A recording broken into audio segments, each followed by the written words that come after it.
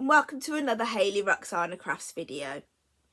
In this video I'm going to go through the steps that I take when kitting up a cross stitch. By kitting up a cross stitch I mean the steps I take when I want to stitch a cross stitch that I only have the pattern for. I haven't bought it as part of a kit, so I like to sort of make my own kit up. And I do this so that I can make sure that I have got everything that I need for this cross stitch before I start stitching. The first thing that I always do is read any instructions that come with the pattern or chart. No matter how experienced a cross stitcher someone is, I would always advise reading any instructions that come with a chart before starting any cross stitch. Sometimes the instructions might be minimal. Sometimes they might provide information that will help you to understand what you will need and also understand the intentions of the designer. So the instructions that I provide with my charts are very detailed, as I like to try to preempt any questions someone may have before starting one of my designs. And one of the things I include is a list of everything that you will need. So I go through in detail what fabric I've used, what embroidery threads I've used, the actual keys or the colours are given on the key of the chart, but I state that, what fabric I have used for making the finished cross stitch into the hanging decoration and ribbon, and that you need the soft toy filling. I also go into the details of needing an embroidery needle, pins, sharp scissors and sewing thread. So literally as much information as I can give you to everything you will need to help you make sure that you've got it before you start stitching. So you don't get part the way through making your hanging decoration in this case and find that you are missing something and need to go out and buy it. My instructions also give you the details for how to do your stitching and how to make your hanging decoration. So once I've read the instructions, the next thing that I do is prepare the material that I need. So firstly, you need to decide what material you're going to use. Sometimes a specific material will be suggested, but this doesn't mean that you have to use the suggested material. So for example, in my designs, the one I just showed you, I suggested a 14 count Aida. But you might prefer stitching on even weave fabric, so you could use a 28 count even weave instead. Or even vice versa, an even weave fabric might be suggested, but you prefer the Aida fabric. You might even have a preference of what count of material to use. So the actual chart might suggest using 14 count, but you might prefer a 16 count Aida. You also need to decide on what colour of fabric to use.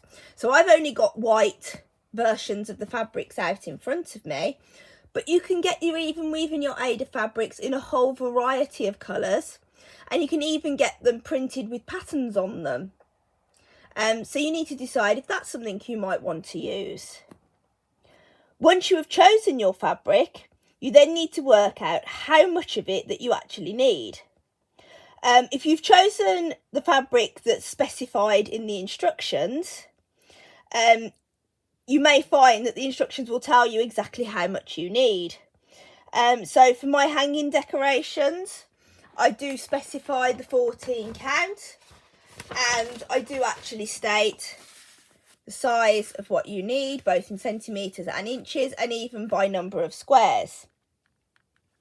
But I do also state that you may need to use a larger piece of fabric if you are maybe using a hoop when you are stitching, or even if you want to display your finished cross stitch in a different way to what I've suggested.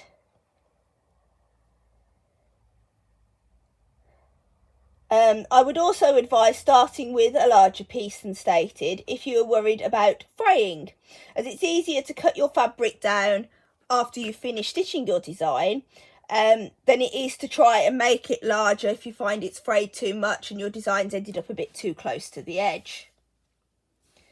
If you choose to use material different to what is specified, or you've got a design where no material is specified, you will need to do some simple calculations to work out what you need, which I will try to explain to you. So I'm going to use this castle design of mine to demonstrate the calculations that I would use. Now, I know from my hanging decoration, this size, the design only covers 38 squares each way, so a 50 by 50 piece of material in 14 count is big enough. But I'm going to treat this as though I don't actually know what size of material I need. All I've got is this chart. There's no instructions to tell me what I need to use. And I will show you how then from there I calculate the size of my material. So the first thing to do is count how many squares your chart covers. So as you can see, this chart, I would take it as 50 by 50. I literally use the size of the chart, the full size, because that then gives you those few extra squares that are around the edge of the chart as just extra leeway in your material. So this is 50 by 50. If I'd chosen to use a 14 count Ada, to then work out, as it's square, it doesn't matter whether I'm doing height or width, they're both the same. So if we call it, I'm doing the width for now. So I've got 50 squares across.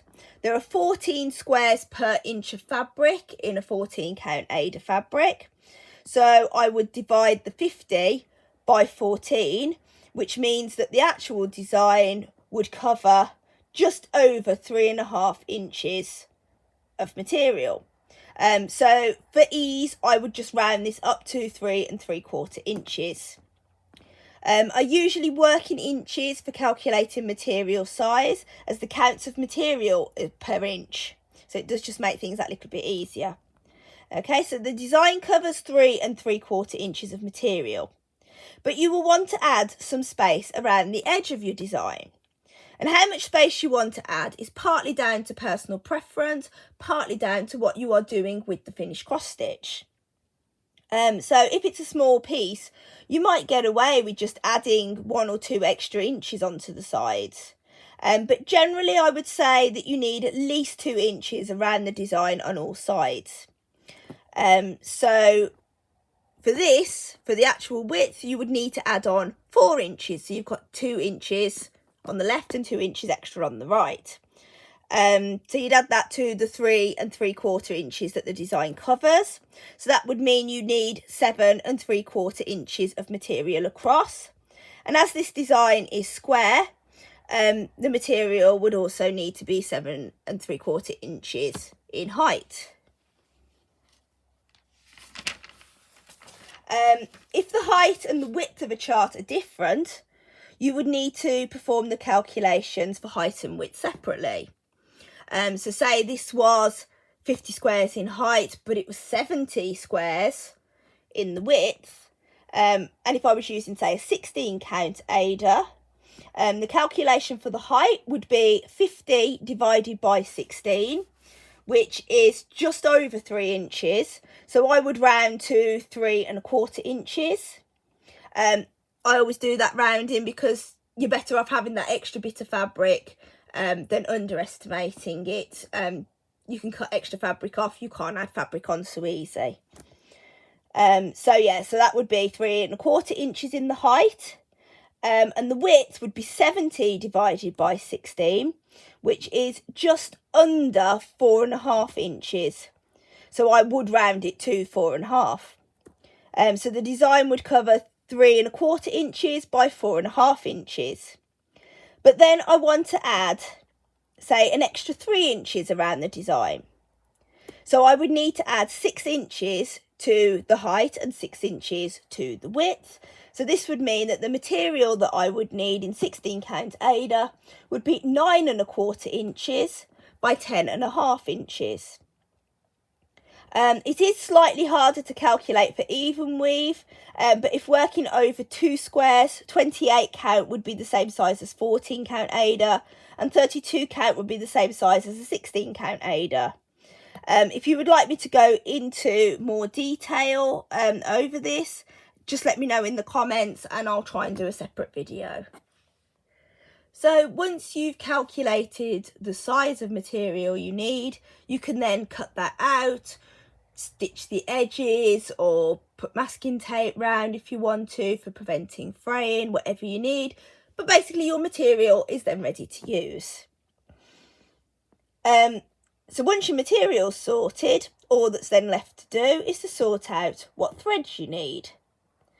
So in my chart, I specify the DMC stranded cottons, and the key shows you how much of each colour is needed. Okay, so you can see I give you the length in number of skeins. So for this cross stitch, everything is only 0.1 of a skein, so it's not an awful lot of any of them, with little bits extra for the back stitching.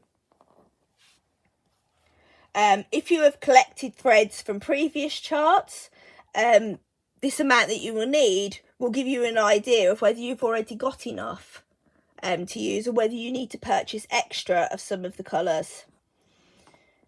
Also, if you decide to substitute colours for threads you already have, you will know how much of each you will need to complete the design.